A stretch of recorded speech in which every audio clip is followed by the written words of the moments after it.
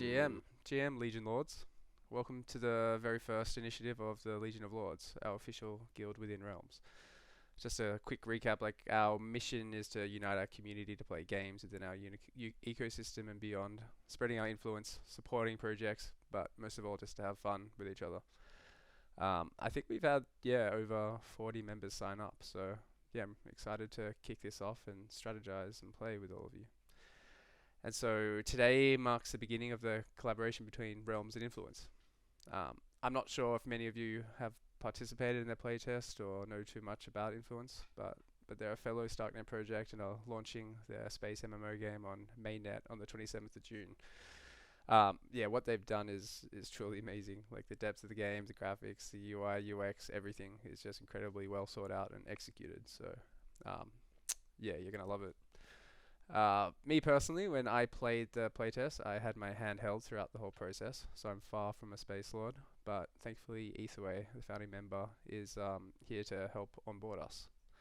I'll let him take it here. I'll let him take it from here and show us a way. But yeah, if you have questions, feel free to shout or wait for the AMA at the end. I'll pass it to you now. Yeah, well, thank you for the introduction, and thank you for coming even under the weather as you are. Super excited to be here. Legions of Lords, welcome. I love the name, and I love all the blobberts that I see here in their profile pictures. They represent for sure. So, as Lord Squiddy has said, we are a space strategy MMO. We're launching to Starknet mainnet on June 27th. Many of you might already know of us, but many of you probably have not played the game. So I think maybe, Squiddy, a question for you. Like, how would you like me to introduce the game? Do you want to give some backstory, jump right into the game? What are you thinking here for this? Yeah, I mean, I'm not sure where everyone stands, so I mean, we'll record this as well and share it. So maybe a bit of a backstory, and then take us to the game, I guess. Yeah, absolutely. Okay, so I mean, really, influence started as an idea more than a decade ago. Our founder, Chris, was one of the first. Actually, he helped start one of the largest alliances in Eve Online, and through that experience of managing a large alliance and seeing about $1 million a month of in-game currency flow through that alliance within the game, he realized just how much time and effort and value alliances bring to these types of games. And he had the thought, well, what would it look like to have a peer-to-peer world where players were more than just players? They were actually part of the economy. They were actually part of the team and eventually owned the game. There wasn't really any technology back then in like 2013 or whatever this was, when he looked around to see how he would build it at the time.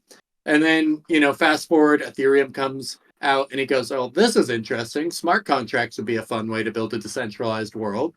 But the ecosystem just wasn't scaled enough at the time. And so it took a little while. Layer twos had to come online. And then we interviewed. Chris and I had met in the interim there. He posted something on Reddit. I saw it. I instantly fell in love. I DM'd him like a crazy person, a random, who had never met him. We got on a call and 3 hours went by and we're like, yep, this is what we want to do. Fast forward 3 years. And now we have a game about to launch. Lots of trials and tribulations through creating a game fully on chain, on Starknet, trying to figure out how to do all this. And I'm not the developer, head of community partnerships here. But needless to say, it's been a roller coaster of a ride, but I could not be more excited. So let me just dive into the game now at this point. By the way, feel free to unmute yourself, ask any questions you guys have. I'm just kind of giving you a tour of everything. Anything from you, Squiddy, yet, or are we good? No, this is good. Thank you. Are you able to see my screen? Yep, all good. Awesome. All right, so this is the landing page. The game is a browser-based game. You can download a PWA, so it looks like any other game, and you can click on it like an application. But for all intents and purposes, you can just access it from the game.influenceth.io, and it would bring you to this portal here. Right now, I'm in the pre-release client, so don't Google that link that I just sent you. It won't look the same. And we're looking at just what it would look like if you already have a crew recruited. We've got a store tab, buy things, sell things, whatever it is. We've got a rewards tab and a settings and a help tab. We'll have tutorials and guides all stored within here. But I'm going to pick this crew here, and I'm going to go ahead and dive right in. I am going to zoom out into the belt here. I will remove all of this here and this, and kind of just show you just the belt. So this is the world of Adalia. The backstory here is that Earth is dying. We need to leave. We build these massive generational ships. We get about 10,000 people onto these ships each, and we jut off Earth towards a planet that we know can be colonized. Along that journey, the ship, the Arvad, gets knocked off course and cannot correct the course enough to get to where everyone else is going. They search the stars. They find Adalia. They think one of the planets that will be habitable. And we fast forward to 150 years into the future, and we arrive here, and we find that none of the planets are habitable. Oh no! So they scan the asteroid belt that's around, and they find that the raw materials needed to survive are contained within these 11 spectral types of asteroids they identify. So they dismantle the Arvad, the ship that they're on, onto Adalia Prime, the largest asteroid in the belt, and make their first colony there. The game starts with you on Adalia Prime, and now you're able to build settlements, mine materials, construct manufacturing facilities, sell things on markets, build your own markets, and colonize additional asteroids. As a game, as a player, whether as a solo individual or in collaboration, you will basically be competing for being the best at production, mining, and trading. And then all of the strategy really comes into it because these actions have a lot of impact. The game is built to be impactful actions over grinds. And so let me go ahead and get to Adalia Prime here. And we'll take a look at some of the additional actions. Again, I have a crew here. I already said I'll pause before I dive too much deeper into the mechanics of the game. But as a player, the very first thing that you're really going to do is recruit a crew member. As many in our community already have, they have plenty of crewmates, but choosing a crew mate class is going to be a big part of the first strategic element that you are going to have to decide on. I think for most initial players, you're going to want to recruit a miner and probably an engineer. That allows you to take mining actions at baseline efficiency and engineering actions at baseline efficiency. If you were to lack any of the 5 classes, if you go to take one of their actions and you don't have, let's say, a pilot and you're trying to fly a ship, you're going to be hampered quite a bit, about a 50% penalty on any of those actions. I hear someone either joined or one maybe unmuted. Happy to take a question here if someone had one. Nope. Okay. No worries. So we've recruited a crewmate now. We're going to go into the game, and we're ready to take some initial actions here. This is Adalia Prime. And maybe the first thing I want to do is figure out, okay, well, I've heard that mining is part of this game. I'm going to go find some minerals to mine, maybe. So I click the resource tab. I'll go ahead, click water. This will show everywhere that water is. If I click calcite, it'll show where calcite is. And this asteroid is quite large. As I said, it's the largest in the belt, has 1.8 million lots of land. So each one of these lots allows you to build one building. And with that building, you can do various things. There's 9 buildings currently. And so we've got warehouse, extractor, refinery, bioreactor, factory, shipyard, spaceport, marketplace, and habitat. Each one has unique abilities and allows you to do part of the production chain or manufacturing, whatever it might be. So, going back to mining, let's say you're brand new, you've recruited your crewmate, you have a starter pack, and now you're ready to figure out what you want to do. The first thing is that you're going to probably want a warehouse. Warehouse allows you to store goods. So maybe you want the warehouse near where you might want to mine. I've identified that calcite's what I want to mine. I'd click here. I'd make a lot agreement. This is showing how many days I want to rent this lot out and how much that costs. in Sway, our in-game currency, and you can rent from anywhere from 30 days to a year at a time, and then that lot becomes yours for the time being. So if I want to maybe go to one of the lots that I control, maybe we'll go to an extractor here that I have. And now I've built it. I've said calcite is what I want to do. I can actually take a core sample that's drilling into the ground for a particular material. And then once that comes up, it'll allow me to mine the material that I took a core sample for. So right here, I've got a core sample for water, 6,500 tons, or right around that. And now I can select the destination in which I'd like to send it to. So a warehouse that I control. Great. And now I am going to select on the slider. So this is where I want to pause for a second and really describe the gameplay and the pace. This game was not built for people who want to come in and play 8 hours in one sitting. Now, you could potentially do that once you have enough infrastructure, but it's actually built around slower paced and having less actions with higher impact. So if I know that I'm going to come in on a Saturday, I've got a few hours to play, and I won't be able to get back until next week, the next Saturday, I can say I'm going to mine and I'll set this for 7 days. And so now once I hit extract, that'll continue for 7 days. And I'll come back to those materials being extracted. This amount here out of the total that I could mine, 6,592 tons. If I wanted to mine all that, it would be 11 days, 7 hours. But again, use the slider to where you want. You'd mine the materials, and then you'd come back and be able to then sell those materials at a market or put them into production facilities to further them down the chain. Now, this game is complex. It has a lot of different materials. There are over 240 individual goods. So if we take a look at the marketplace, these are many of the goods that you see on screen. And to produce any of these will require many parts.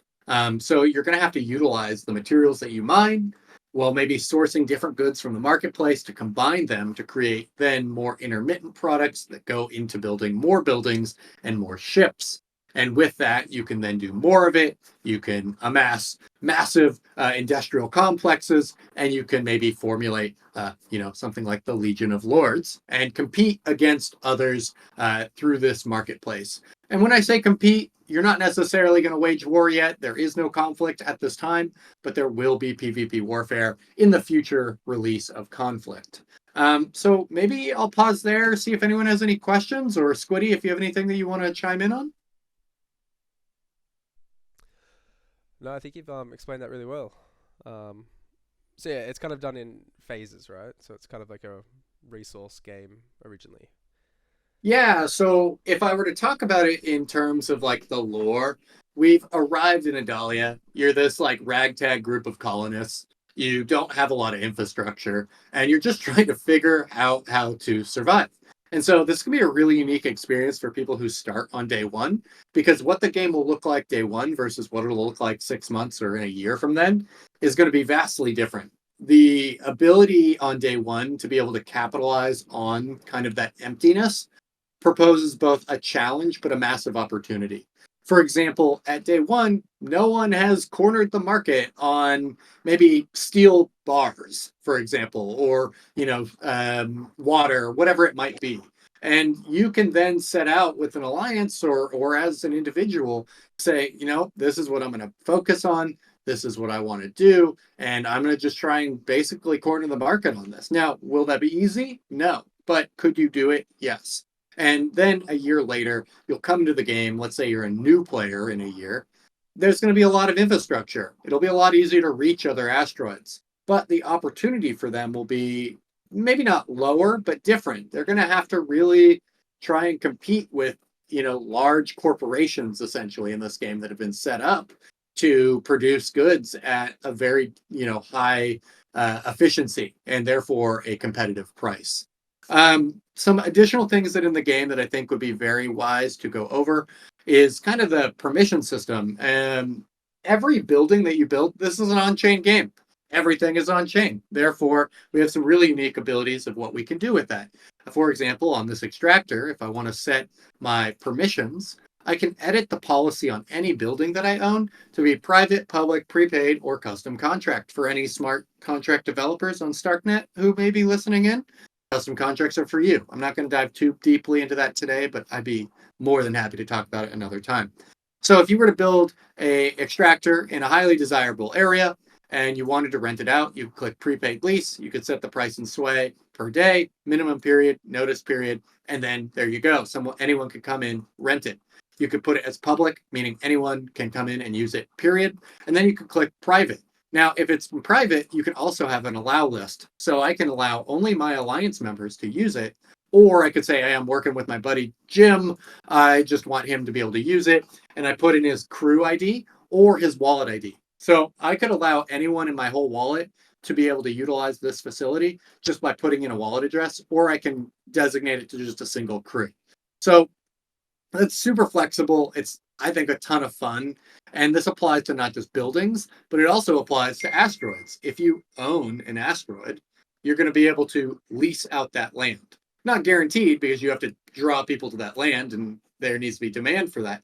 But if you own the asteroid, you're able to lease it out for whatever you would like or whatever the market will bear. Sorry if you're hearing a bunch of dinging. Every alarm in my house just went off for some reason. Um, so, this is a big part of, I think, also the strategy of the game is if you're working in a group, it may not be advantageous to you to build one of every building. Why not focus on maybe extractors or warehouses or whatever it might be? And then you share that with other people through the permission system. Looking at this asteroid, I don't own it. So if I were to go to the building permissions panel here, I don't even have the keys because I'm not the administrator of this asteroid. But I can see that the lot policy is available and it'll show you what it is here. So this game is super flexible. It's not linear, and therefore, I can't tell you what is the way to play. This is, you choose the direction you want to go in. Do you want to be a merchant pilot? Do you want to be a minor engineer? Do you want to be just a miner? Do you want to be just an engineer? That's really up to you. But there's a lot of depth. It may look simple on the surface, or maybe it looks very complex to you, but the ability to craft your own strategy is quite incredible. I don't know if Korvac is still here. He's been a long-standing member of our community. He is, I think, one of the alliance, or he is an alliance executive for one of the largest alliances called First Alliance. And he's got a lot of opinions on strategy, and he can probably share some thoughts on the game in general. I don't want to put him on the spot, but if you are here and you want to share anything, maybe you want to do that now. I am here, yes. Chatting in the chat about food production. Yeah, I mean, okay, so while I have you here, Korvac, thanks for being here. For a new player, what would you tell them if there's anything maybe I overlooked? Well, one of the things I did is, in addition to having my wallet with all the enormous amounts of sway in it, I also spun up some unaligned wallets and started them basically from scratch without access to anything else. And early strategy, I found the best thing to do was some water mining, just because water is used in a bunch of things, and also has salt in it. Salt, incredibly valuable, actually. Kind of almost to the point where you mine water to get the salt, and just kind of get rid of the water afterwards. Dahlia Prime is a C-type, so it has lots of water. And then a bunch of other things that go into most of the stuff you're going to need. It is specifically missing metals and the rare earths and fissiles from the M types and S types. And it's missing a couple of critical resources from I types. But you can get almost all the way through a couple of the keychains just with the stuff that's on a Dahlia Prime. And then at launch, the game is also going to have the missing elements from other spectral types seeded on the market. So there will be a source of those things that are missing. Time limited only. They're not going to last for forever, because eventually the infrastructure to import those things from other asteroids will get built out. But one of the big things that the devs were struggling with was avoiding lost conditions where you couldn't get off of Adalia Prime to get to the other asteroids to get the things that aren't on Adalia Prime. Just because like all of the asteroids have different stuff on them. And then some of them are like quite limited. Some of them, the triple types, have 3 of the 4 spectral types and have nearly everything, but there's no one asteroid that will ever have everything you need. There's always going to be something missing, something that you're going to need to import from another asteroid. So there will always be a need to like trade back and forth. Like it's impossible just based on the way this game is designed to be entirely self-sufficient. Yeah, I mean, that's a really good point. So maybe to emphasize that at the launch of game, we as the team will be seeding a bunch of marketplaces with goods at particular prices so that you with a starter pack can come in and purchase things with the sway that you'll have to then be able to purchase the first few things to build your buildings, to practice some production chains, whatever it might be. But that seeding will expire. We will not continue to do that forever. And once that's gone, this market will end up being, or the entire economy of the game will end up being completely peer-to-peer and player-driven. We will not influence the market anymore as a team.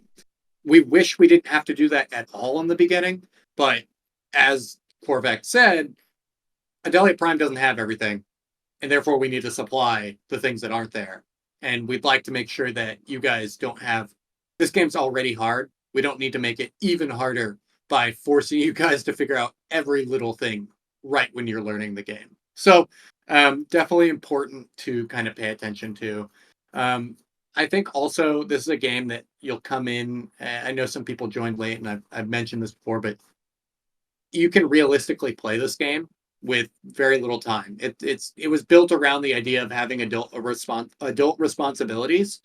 Maybe you got kids, maybe you got a job, maybe you have, you're not retired because you're not a crypto millionaire, and therefore, you can log into a game, have fun, but you're not going to have 8 hours in a week. You might not have 8 hours in a day, whatever it might be. And so you'll come in, maybe play for 10, 20, 30 minutes, whatever. Start your extractors, put some things into the production facilities that you have, and then you'll set the slider to when you think you'll be able to come back. And then at that point, you'll have all those goods and everything when you're coming back to play. So it respects your time and also allows you to progress without feeling like, oh my God, I have to log in every single day. I know, Korvac, you could probably spend 12 hours a day playing the game with the amount of infrastructure you currently have. But I think it's safe to say that the what I just said is fairly valid. It just gets to the point where, if you have so much infrastructure, that means you're probably competing at a high level. And at that point, you might want to spend more time playing if you can. There's kind of a limiter. Also, if I spent that much time playing, I wouldn't have any time for writing about all the stuff that's happening in the game. That's true. Okay. Yeah, that's a fun thing. Look, I think while what I just showed you is a deep, complex space strategy MMO, it also has RPG elements. So if I go ahead and click on my crew here, and I click on my, Jenny from the block, any of her actions that I've taken, which she hasn't taken many. This is just one of my crews that I don't log into much. I can click on her, click the annotations, and I've recruited her. So this is my captain, and now I'm going to recruit her. I've recruited her. That's the event. I can enter up to 750 characters of story and save it. And then that'll be attached to that crewmate forever.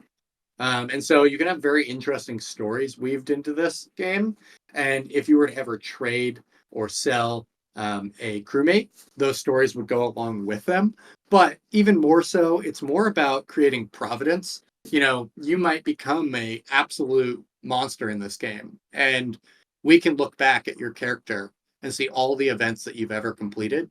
And if you took the time to have a story written into there, you could absolutely do that. Now, another thing is I can go to someone else's crewmate and I can write things onto their crewmate. They can hide it, but you could say, this is a shady person. They said they were going to sell me goods at this price when I got to their asteroid. By the time I had got there, they sold it to someone else and forced me, to basically get stuck there because there was no fuel to get back to my asteroid. And then a new player would come along and be like, oh, I don't know, do I trust this person? How do you do it? So reputation systems will build through this. You can enter when you look at, for example, actually, we haven't shown any ships, have we? If I go to across all of my crews, why don't I have any? Oh, wait, all asteroids. That's why. And then ships. We'll go to a ship here. So you also have ships. I've talked about this briefly. To get to asteroid, you're going to have to use these ships. This is a light transport with one of the rare skins on it. But if I wanted to plan a flight, for example, from 2 different asteroids, Adalia Prime to maybe Adalia Academy, then I'm going to be using the flight simulator here. I'll choose maybe a light transport. I can set the fuel that I have. So maybe I've got, 2/3 fuel and very little cargo. And I've got a full tank of food for my full store of food for my crew. This is called a pork chop plot. That's a really ugly pork chop plot too. Yeah, this is not an easy pork Directly chop across plot. the belt from each other. Yeah, you can see Adalia Primes here. Put in 248. Yeah, sure. 248. Patagon. This is Corvex asteroid, but they are closer. And you can see that, you have a little bit sooner time that you can get to it. You'll see different routes, and this will also show you flight time, how much propellant you're using, and how much food you're using. So again, the strategy here is that if you're on Adelia Prime or maybe another asteroid in this game, and you have a store of goods that is probably valuable, and you want to deliver that to an asteroid that demands those goods and you can sell them at higher prices, then you'll utilize your ship, you'll get your propellant, and you'll fly to the other asteroid, and you'll be able to sell those goods on that marketplace. The thing is that these flights take real time. Like, it's not instant, there's no warp drive, and when you click go, flights can take multiple weeks. They can take a lot less than that, but average flights probably 3 to 5 days at minimum. And when your crew flies between 2 asteroids, they're busy. You can't do anything with that crew while they're en route. But every account can control as many crews as they want in a single address. So I can just go and switch to my build and mine crew while this one is flying. So it's really not a big deal if I were to do that, as long as you're managing multiple crews. And this is something you'll build into. You won't start with a ship. It'll probably take you some time. You can craft one. You can purchase Sway, buy the materials, craft one pretty quickly if you're willing to pay more in Sway. Or you can work at it at Adelia Prime. You find out something that's profitable. You make additional Sway. You build your ship, and then you go from there. Really, it's up to you and what you're willing to both do in game and what you're willing to spend.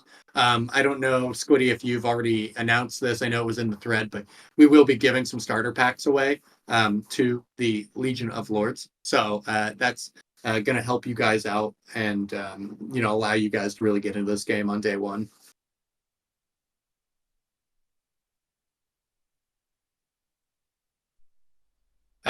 Maybe I think, look, I've been talking at you guys for about 30 minutes. Does anyone have any questions? I'd love to, make this more of a conversation or, help you guys out, learn things that you might have questions on.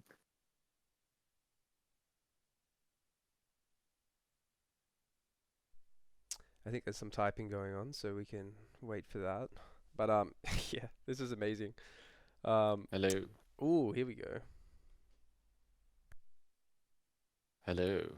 How we doing? Hey, hey, love. How you doing? Pretty good. Good. Nice presentation. Yeah, I'm pumped too. As a big Kerbal fan, and a big Influence fan, of course. I'm very excited. So we actually, yeah, I mean, I'm hoping that I think there is a lot of crossover, and there's a lot of lords that do have asteroids and crewmate and whatnot. and so I don't have time to kind of lead an alliance, but I also, you know, have asteroids in cruise. So what I would what we really need is a if someone to step up and be like the kind of, executive of the Legion of Lords to kind of you know dictate essentially what everybody should do, and organize everyone around a common goal. We actually have a very big rock. Squiddy, Redbeard, myself, um, uh, and Revilo. We built it. We purchased a very big one, so we can use it as even like the Legion's home base. It's actually quite big and it's near Dahlia, so that was the idea around it. Um, but yeah, I think what we need to do in terms of the Legion is to organize everybody around it. Yeah. But yeah, And I'm someone needs definitely to more step than up. happy to help you guys. I know Yeah, Korvac's been in here offering help with strategy, but yeah, yeah, if there's someone here who's gung ho and excited, then be the point man. Be yeah. We need a the spreadsheet master yeah. We need to the Legion Lord. yeah. We need a dictator, and we'll give you all the power. And you need to be a spreadsheet master and dictate what people should be mining and whatnot. You're going to be a CEO of a space Yeah, mining operation. yeah, exactly. And Someone, anybody? it'll come with a Discord role as well. I think that's fair. Yeah. If you know anyone or anyone on this call wants to step up. Yeah, I mean, I'll also say that if people are still unsure in terms of stepping up, I think that it should be noted that we want you guys to start playing on day one, have some fun, learn the game, and maybe at that point it's going to be easier to figure out, how do we actually see alliances organized. Mm. Corvette can speak for the first alliance. They've had multiple years of strategy planning, and they continue to, plan that way. It's not a small amount of work, but it's also fun when you start to actually have like common goals in games. I mean, as Yeah. a former WoW player who spent way too many hours and time in my former years playing WoW, I've definitely led some alliances. It's very rewarding, very fun. But yeah, definitely definitely takes some time. But I do see some questions. Maybe I should scroll through here. Or Squiddy, do you want to maybe, because it's a recording, ask the question and I can answer it? Yeah, sure. Um,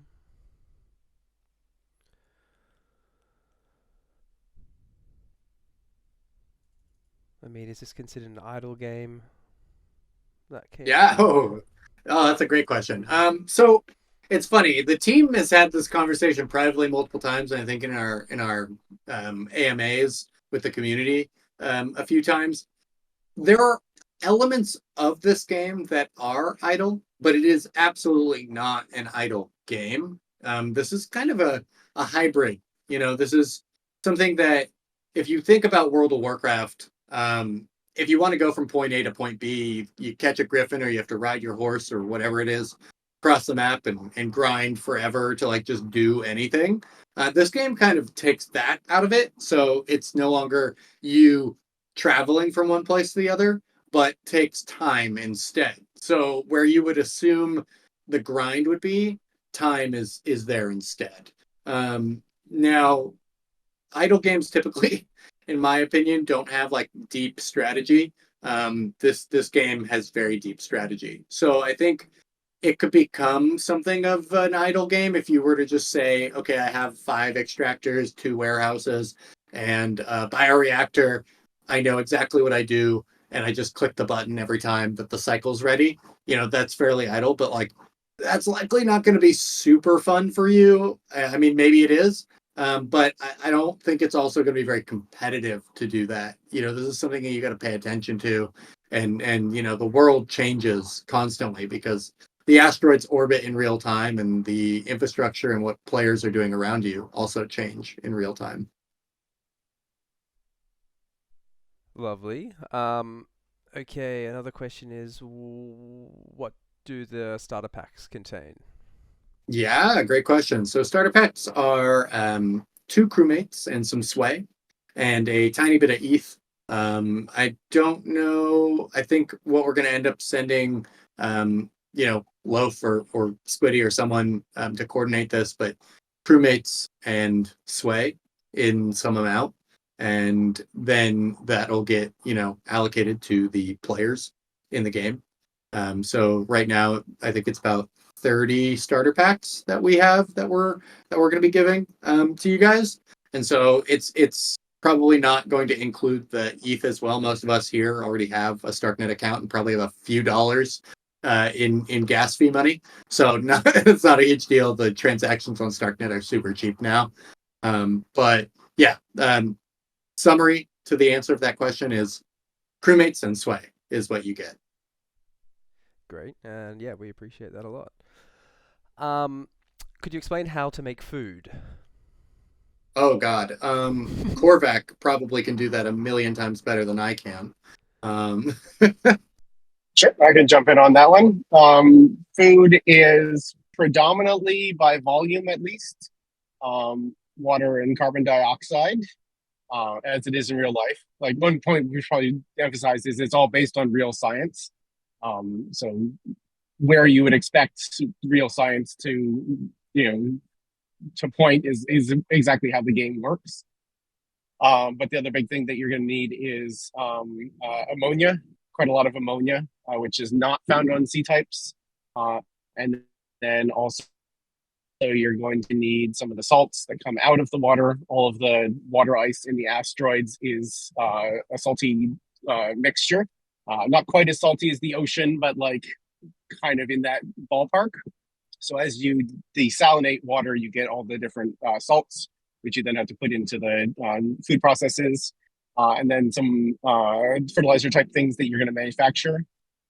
There's 4 types of food that you can grow, and they're based on like the real growing time and sort of energy requirements. All the power in the game comes from what we would call solar panels, but which are called stellar light panels in game because, of course, it's not set in Sol, it's set in Dahlia.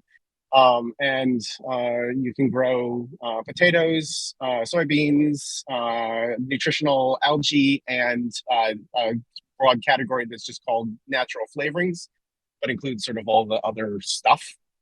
And then you use those 4 in a specific ratio with a bit of just plain table salt in a factory to put together the final packaged form of the food. And it's like mostly growing time, extremely small amount of time in the factory. Like just packaging it up takes almost no time. Growing it takes all the time. Awesome, thanks for answering that one. Another question from Sir Nate. What are some expected ways you think alliances will operate in from day one? oh, great question. Look, there's a lot of different ways that you can operate alliance, and this was something that Chris, for those guys who don't know, Chris is the founder. He really wanted to make sure that you weren't locked in to how you operate your alliance.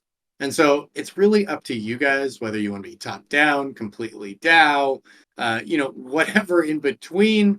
And so really it's more of an agreement between players. Like if you want to, that's the permission system that I kind of showed you guys when it came to the buildings. If you guys are friends or you work together, then you're probably going to keep things private but whitelist the other people and coordinate efforts of like what you're going to do, in terms of what you're going to refine, manufacture, mine. And then maybe have someone who's like watching markets and saying, okay, looks like we have access to this. Markets seem to be pretty low on it. Why don't we prioritize that for the next few weeks? Something along those lines. And so like I think everyone in the alliance will serve their own role, whether it's big or small. And then I think again, it's just up to you on how you actually want to organize that and whether it's top-down leadership or co-op style. Awesome. So Nate, again, with all the good questions. did the preseason see any alliance activity that led to curious results? Oh, yes and no. I mean, look, the pre-release was the first time people had access to the full game, and so I think it was a lot of just discovery of what can we do. And so I don't know if like the strategy that they have formulated, some of the alliances who have been here for a while, really panned out on how they're probably gonna do it at launch. But there's some pretty good colonization going on of like asteroids outside of Adalia Prime. Maybe Korvac, do you have any notes on how the first alliance, felt about pre-release and some of the interesting strategy that developed from that?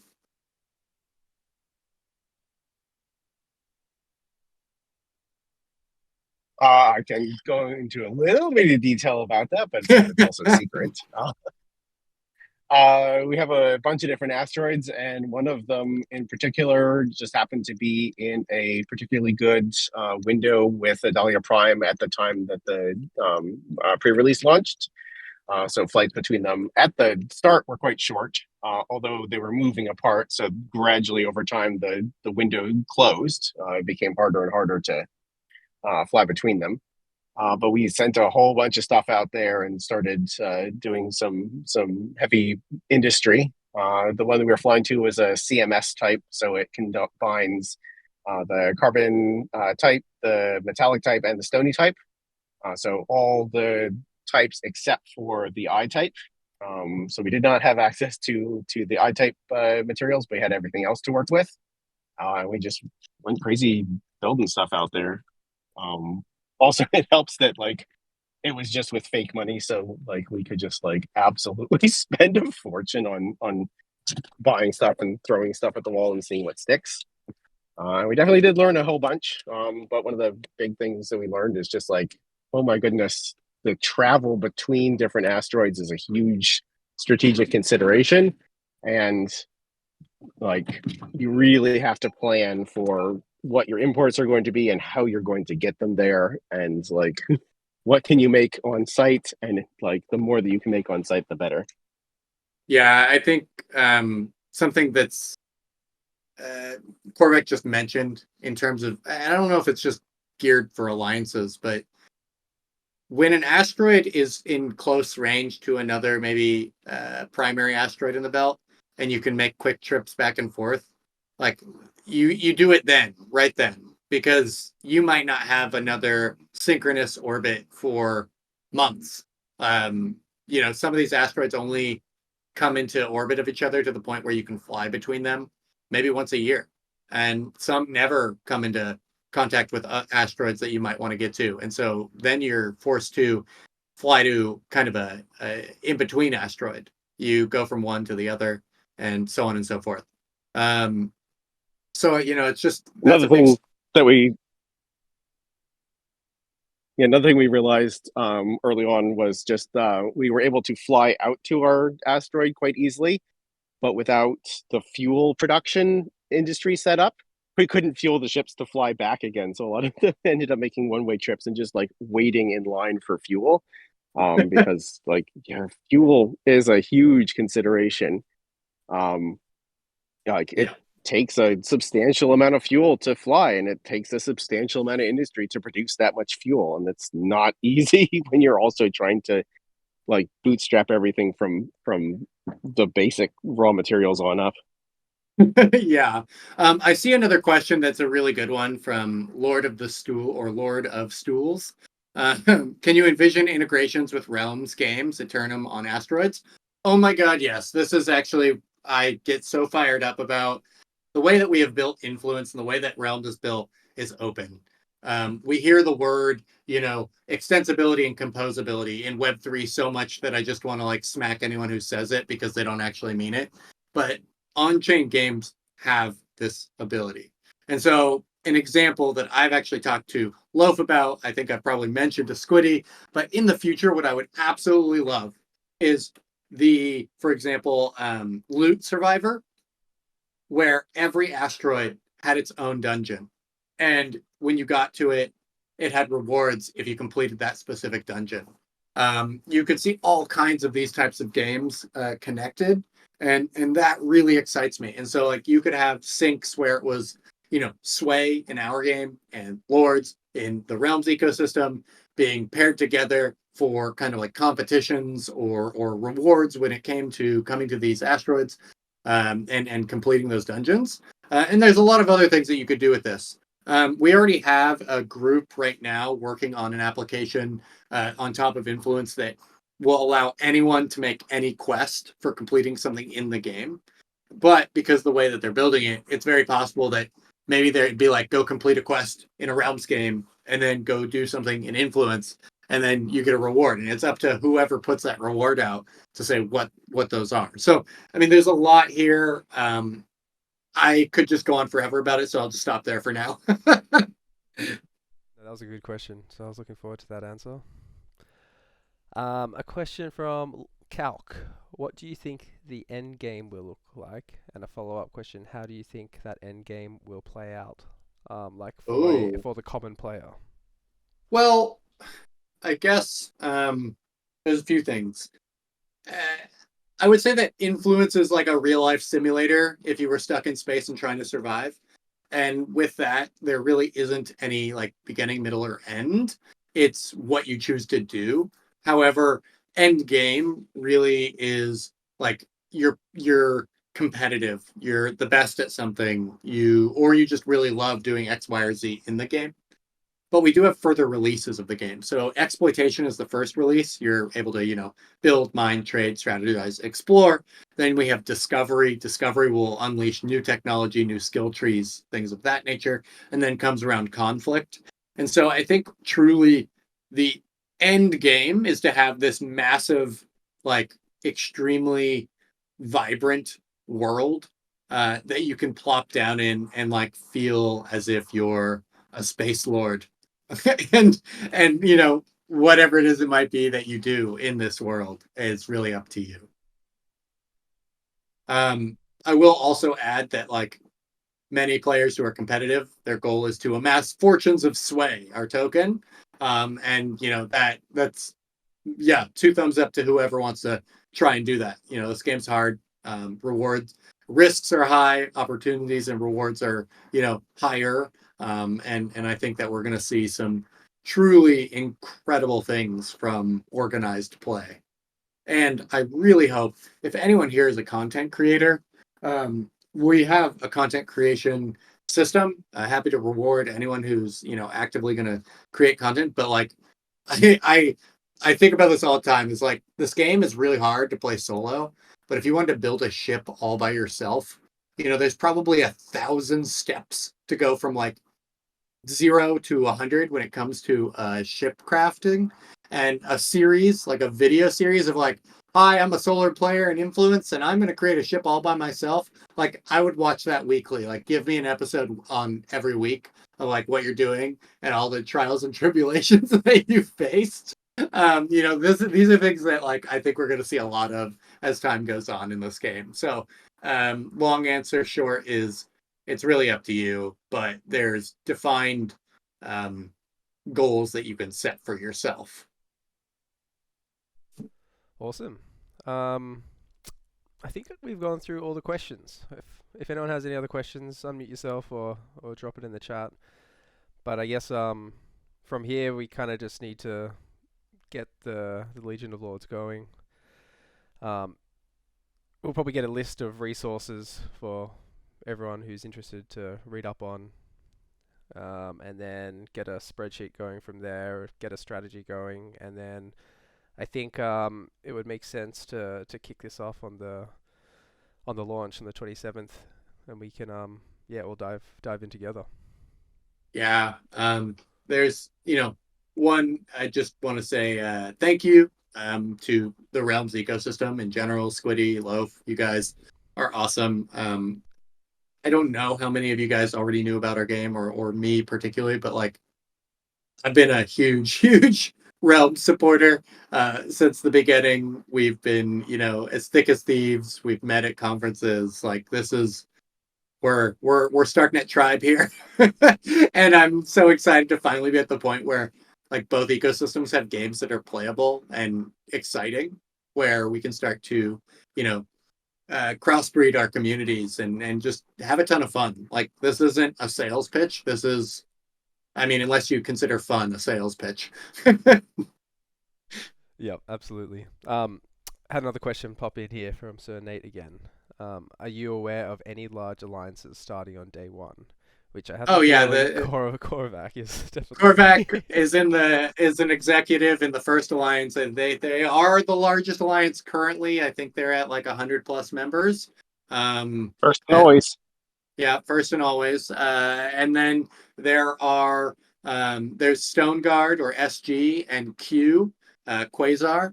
Those are the three main heavy hitters right now. They all have really bright individuals in their alliances that have been in the community for multiple years. They own assets. They're ready to go, and they may be competitive, and you may compete against them or collaborate with them at the launch, but everyone understands that like no one survives space without helping each other in the beginning. So I think at launch you're going to see a lot of people being very friendly, and then as time goes on and economies get built out and supply chains are set and marketplaces get more liquid, that's when we're going to start to see espionage and pirating and all kinds of crazy things, and maybe the rise and fall of empires. It's all going to be part of it. Yeah, awesome. One more from Lord of Stools. Who's writing lore? And then a follow up. It would be our very own version of open source Star Wars. Star Wars would be dope.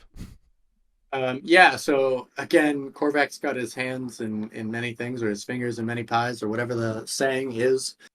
He has written his own lore quite a bit. He's helped us with some of the game lore. I've written some of the lore. Our founder wrote the origin story of Influence, and I can definitely share that with you guys. I think it's a really good one. And there's a community of writers.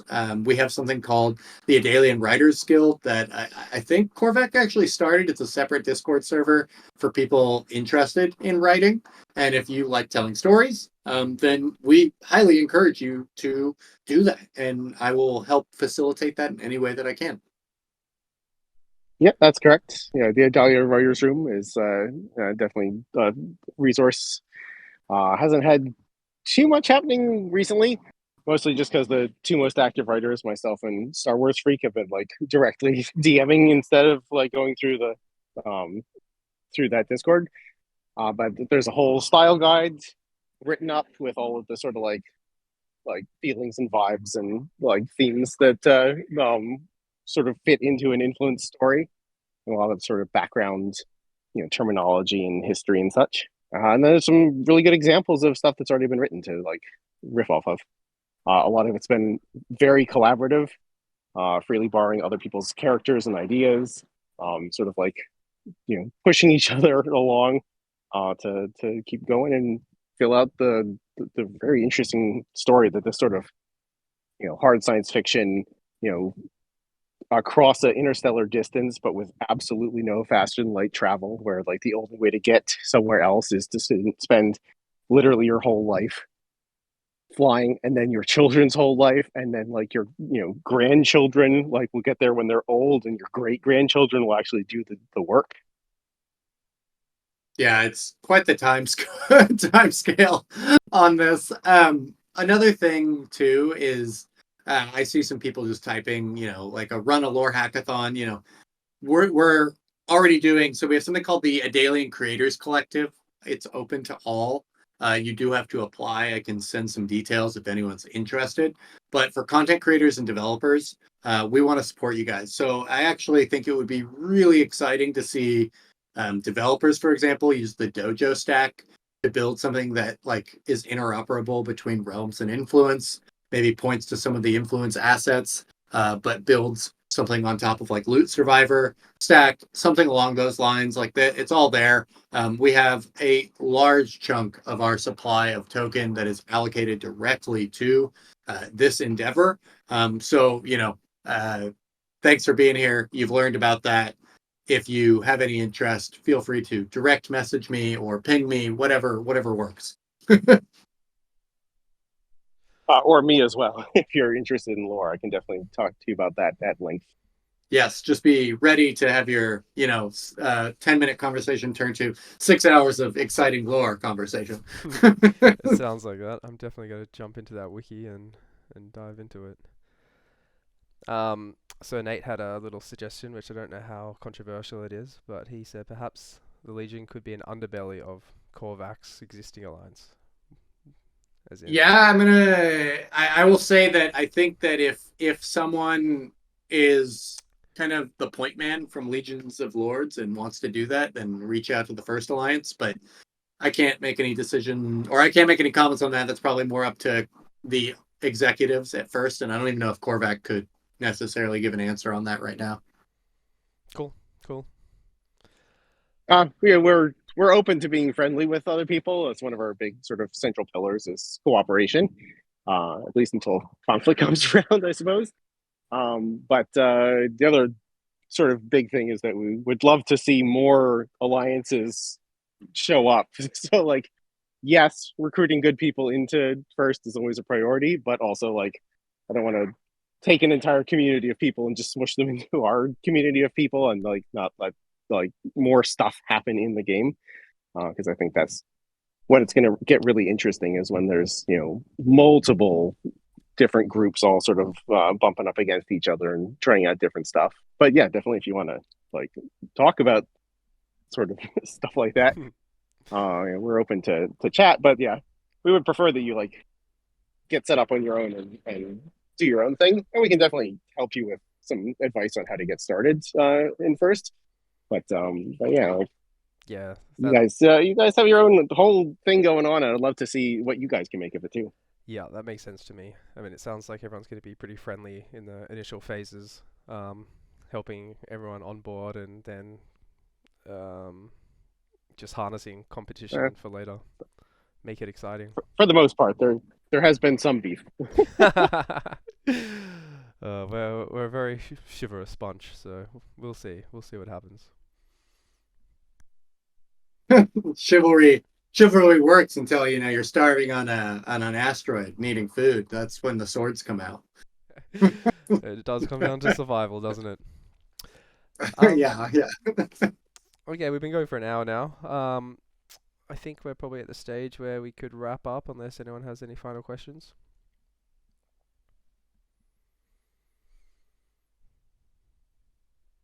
Cool. No, I think we're all good. Thanks so much for your time, Eetherway, and also Korvac as well for jumping in there. It's been great learning about your game and just the support from you guys to kind of onboard us in. I think I speak for everyone. We're very excited to kick off our alliance and jump into your game. Yeah, thank you guys. I'm super excited to see Eternum launch in full force and Loot Survivor V2 and everything coming out. So keep up the good work on your guys' end. And yeah, looking forward to seeing you guys in the belt. Happy to do another one of these. Squiddy, feel better. Hope you get better fast. Thank you, mate. And just a final note, I think we were chatting the other day about we often find ourselves just with our heads down in our own projects, just slaving away. But I think it's great to kind of lift our heads up and collaborate with each other. And it's gonna be a great collaboration. Yeah, absolutely. Well, thank you guys for the time. Great, thanks Legion of Lords.